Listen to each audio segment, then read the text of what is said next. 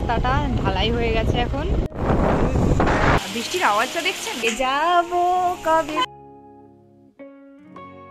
নমস্কার, কেমন আছেন সবাই? পিয়ালি লাইফস্টাইলের আরো একটি ব্লগে স্বাগত জানাই। আজ বুধবার, ঘড়িতে 8:20 মতো বাজে। আর সকাল থেকেই মেঘের মনটা যেন কেমন ভার হয়ে রয়েছে।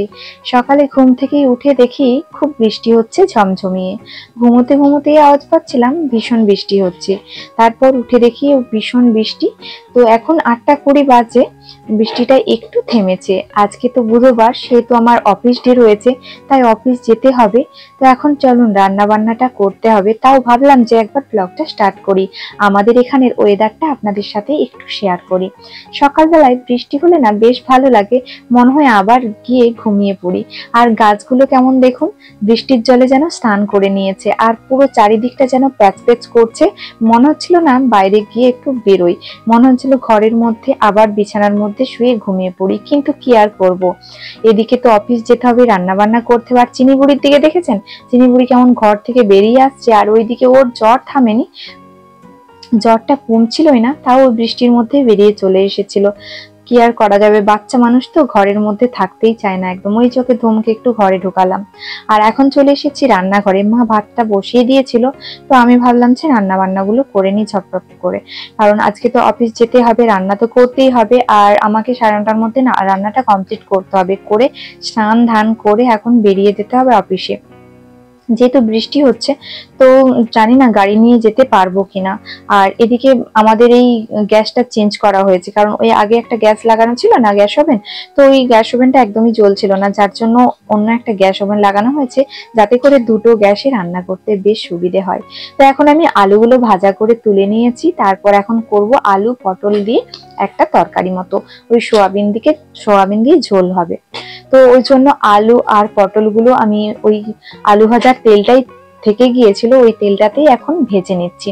ভেজে নিয়ে রান্নাটা করব। তো তার মাঝে আমি একবার চলে যাব মশলা বাটতে, সেটা আর আপনাদের সাথে আমি শেয়ার করতে পারবো না, কারণ বাইরে গিয়ে সবসময় ক্যামেরা অন করে সবকিছু করা সম্ভব হয় না, জানেন তো।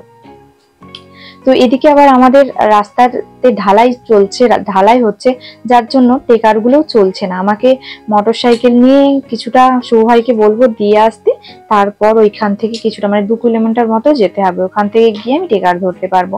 তো এখন মশলাটা বেটে নিয়ে চলে এসেছিলাম, আর আলু পটলটাও ভাজা কমপ্লিট হয়ে গেছিল। এখন মশলাটা একটু ভেজে নিচ্ছি, তারপর ওই আলু পটল সোয়াবিন দিয়ে আমি ঝোলটা করে নেব। আর হবে ঘন্ট মতো, সমস্ত সবজি দিয়ে ঘন্ট। তো আমি আগে সবজিগুলো কেটে নিয়েছি। জানেন তো এখন কি সবজির দাম, এত সবজির দাম না কি বলবো, মানে কোনো সবজিতে হাতই দেওয়া যাচ্ছে না যখন বাজারে যাই না।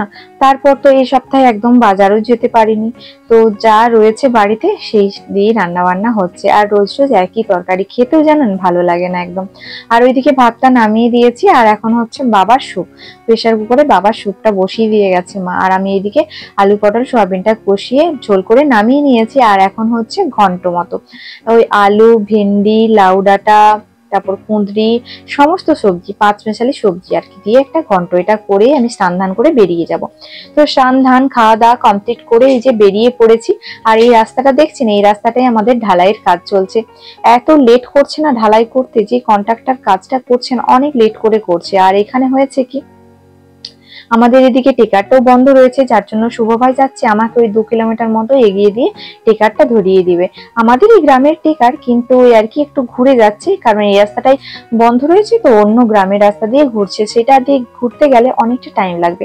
যার জন্য ওই টেকারে আর ওই মানে 20 মিনিট বাঁচাতে গিয়ে শুভ ভাইকে বললাম যে চল তুই 5 মিনিট আমাকে এখানে ছেড়ে দিবি, আমি টেকার ধরে নেবো।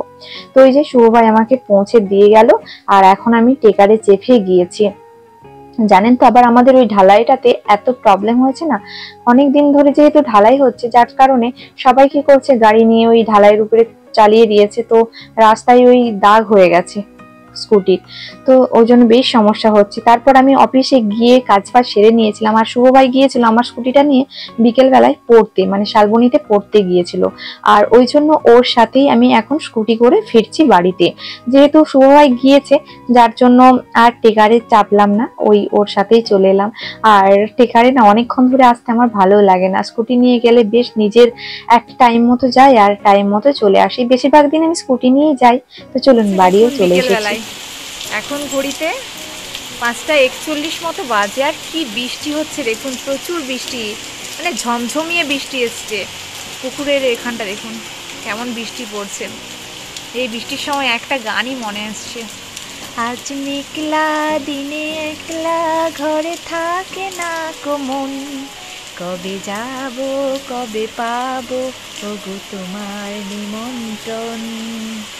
আজ মেঘলা দিনে একলা ঘরে থাকে না কো মন, কবে যাব কবে পাবো ওগো তোমার নিমন্ত্রণ।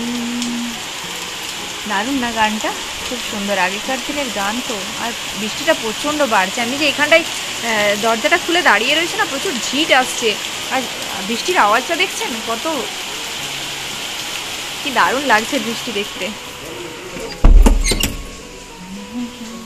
চিনি কি করছে, বৃষ্টি দেখছে জানলা দিয়ে খুলে, এই দেখুন কি বৃষ্টি হচ্ছে দেখুন, এই দেখুন। আর চিনি যে জানলা খুলে দিয়েছে, তারপর এখানে বৃষ্টি দেখছে, আবার চিনি ঝুঁটি বেঁধেছে। চিনি এবার ঘুর, এদিকে দেয়, ঘুর।